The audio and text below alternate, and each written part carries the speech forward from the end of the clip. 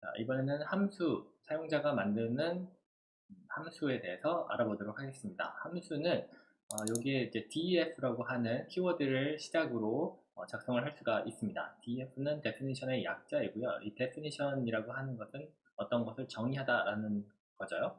그래서 이 정의에 필요한 것은 함수 이름입니다. 이 함수 이름은 사용자가 for라든가 in이라든가 뭐 while이라든가 이런 키워드처럼 사용할 수 있도록 이름을 유니크하게 만들어 주시는 게 중요합니다. 그 다음에 이 함수 이름에 필요로 하는, 이 함수가 동작하는 데 필요하는 변수들의 나열을 이 인자들이라고 하는 곳에다가 쓰면 됩니다. 그래서 인자라고 하는 것은 이 함수가 활용하는 변수들이라는 뜻과 같습니다. 네. 그 다음에 여기 콜론을 써서 이 definition이 시작된다는 것을 알려줍니다. 그 다음에 이 함수가 실행되면 그때 사용자가 정의했던 여러 가지 문장들이 불려져서 실행이 되겠죠. 그 다음에 이 안에서, 함수 안에서 여러 가지 계산을 했던 결과를 다시 원래 위치로 되돌려주기 위해서는 이 return이라고 하는 키워드를 씁니다. return이라고 하는 키워드를 만나면 결과식이 있었을 때는 그 식의 값을 전달하는 역할도 하지만 이 함수가 끝나는 위치를 알려주기도 합니다. 자, 그 다음에 이렇게 정의해 놓은 함수를 실제로 동작을 시키려면 위에는 정의이기 때문에 실행이 되는 게 아닙니다. 실행은 언제 되냐면 사용자가 이렇게 함수명을 불렀을 때입니다. 그 다음에 그 안에 이제 인자들을 같이 포함시켜서 불러야겠죠. 이 인자들이 있을 경우에 말입니다. 그 다음에 계산한 결과는 리턴에서 결과식을 돌려준다고 했으니까 이 함수명에서 왼쪽 좌변에 변수라고 하는 것으로 계산의 결과를 복사를 시켜주도록 하면 되겠습니다. 그럼 일단 간단한 예제들을 여기에 있는 구성 요소들을 그대로 활용하는 예제를 하나 보도록 하겠습니다. 그래서 definition이라고 시작을 하고 sum이라는 이름을 갖고 있습니다. first와 second이라는 인자들을 갖고 있고요.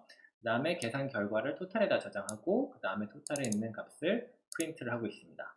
그 다음에 return에서 이 total이라고 하는 변수를 되돌려주고 있습니다. 그럼 이 실행은 이 밑에서 17번째 줄에서 하고 있습니다. num1을 저장되어 있는 3이라는 값과 10이라고 하는 값을 num2에다 저장해서 sum이라고 하는 함수의 인자들로 전달을 하고 있습니다. 자, 여기 num1은 sec first와 이름이 다릅니다. 위에선 정의였기 때문에 실제 호출할 때 사용되는 이 변수 이름과 인자의 이름이 서로 같을 필요는 없습니다. 그래서 실제 일어나는 일은 뭐냐면 num1에 저장되어 있는 3이라는 값이 first라는 변수의 복사가 됩니다. 그 다음에 num2에 저장되어 있는 10이라는 값이 second이라고 하는 변수의 복사가 되는 겁니다. 그래서 이름은 동일할 필요가 없다라는 거 기억을 하시고요. 그 다음에 sum이라고 하는 이 함수가 호출이 된 결과, total이라고 하는 계산 결과가 result에 복사가 됩니다. 그 다음에 함수 밖에서 다시 그 result를 출력을 해보는 그런 함수의 예제가 되겠습니다. 한번 실행을 보도록 하죠. 자, 실행을 해보면 in the function에서 result 13이라고 first와 second에 있는 값을 total에 저장한 그 결과를 출력한 이 문장이 출력이 되고요. 그 다음에 return을 했기 때문에 함수는 종료가 되었고 이 total이라는 이름의 이 변수에 저장되어 있는 13이라는 값이 result로 복사가 됩니다. 그래서 밖에서 함수 밖에서의 동작 18번째 줄이 실행이 되면 13이라는 값을 마찬가지로 출력을 하게 되죠. 자, 그러면 이 구성 요소들이 모두 다 필요한 거냐라고 하면 그거는 꼭 아닙니다. 간단한 다른 예제를 만들어 보겠습니다. 이번엔 헬로라는 이름을 만들고요. 그 다음에 콜론을 써서 새롭게 함수를 시작을 해보도록 하겠습니다. 이 안에는 헬로라고 하는 글자를 적어 넣었어요. 프린트를 하도록 말입니다. 그러면 이때 한번 보죠. 여기서 헬로라고 호출을 하면 지금 이게 23번째 줄과 15, 16번째 줄에 있는 이 세 줄이 함수를 활용하는 제일 간단한 예가 되겠습니다. 자, 이 헬로 이제 실행을 해보면 위에서 실행했던 것들 in the function, out of function 이 두 줄이 나오는 것은 당연히 나오는 거고요. 다 같이 이제 나오게 되어 있으니까요. 그 다음에 hello라고 하는 것을 통해서 이 안에 있는 hello와 print hello라는 이 문장이 print hello라는 문장이 출력이 되는 것을 볼 수가 있습니다.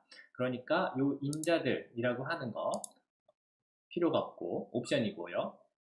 그 다음에 여기 여러 줄을 작성할 필요도 없고, 그 다음에 return이라고 하는 키워드도 옵션입니다. 자, 이렇게 해서 일단 함수가 활용되는 가장 간단한 예제와 어느 정도 모든 구성 요소를 갖추고 있는 예제를 보았는데요. 그러면 요것 말고도 어떤 다른 일을 할 수 있을까를 생각을 해볼 수가 있겠습니다. 자, 이렇게 리턴이 있는 total이라고 하는 위에 부분에 함수를 이제 결과가 있는 함수라고 볼 수가 있는데요. 자, 여기에다가 코드를 좀 더 추가를 해보도록 하겠습니다. 이번에 하고 싶은 일은 뭐냐면 계산을 했는데 바로 종료하는 게 아니고 사용자가 만약 다른 입력을 넣어서 다른 입력에 대한 덧셈을 하고 싶은지 물어보도록 하겠습니다. 물론 이 일을 하는 것은 이 함수 밖에서도 할 수가 있습니다.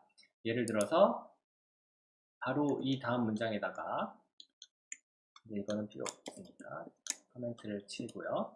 자, 여기에서 print input again 이라고 한번 해보겠습니다.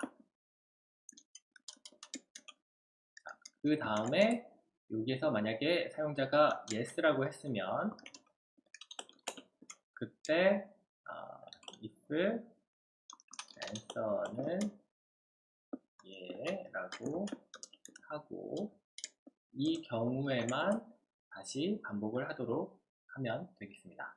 그 다음에 sum num1 num2 근데 이때는 다시 그 num1에서 input 자기가 어떤 숫자를 사용자한테 넣을지 입력을 받아야겠죠.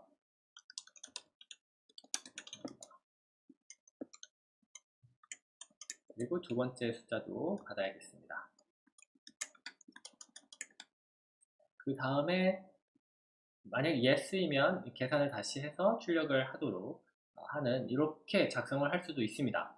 근데 이거를 sum이 불렀을 때 안에서 동작을 시키고 싶다 라고 하면 이 코드를 그대로 잘라다가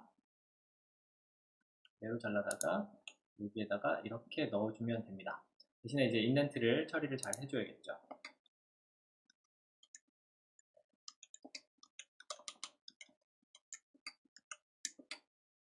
이렇게 하면 위에서 total이라고 하는 계산 결과가 이제 계산 결과를 토탈에다 저장을 하고 출력을 하는데, 만약 사용자가 다시 하길 원한다 라고 하면 여기에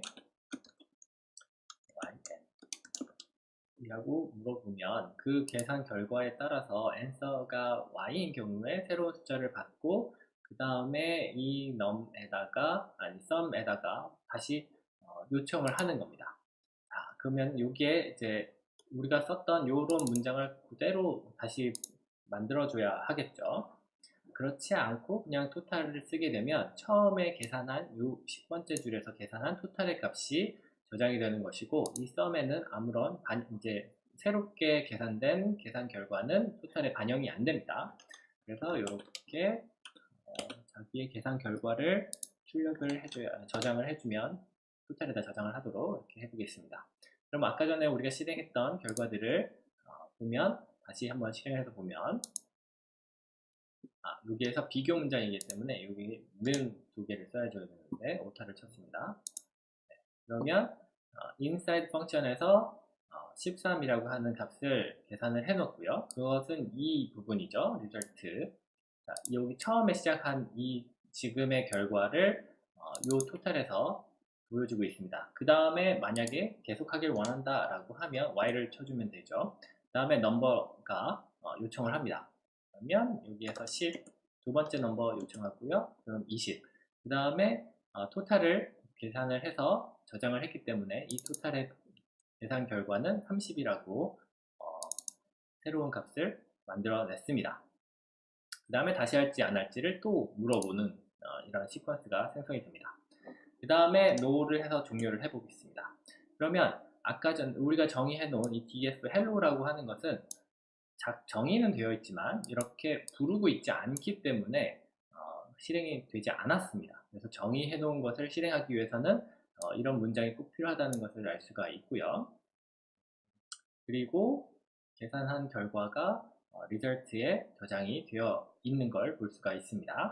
자, 그렇지만 제 27번째 줄을 없앴기 때문에 이 리절트에 어떤 값이 저장되어 있는지는 다시 보여주진 않지만 이것은 구성하는 아까 전에 동작했던 거랑 완전히 똑같기 때문에 30이 저장되어 있다고 볼 수가 있겠습니다.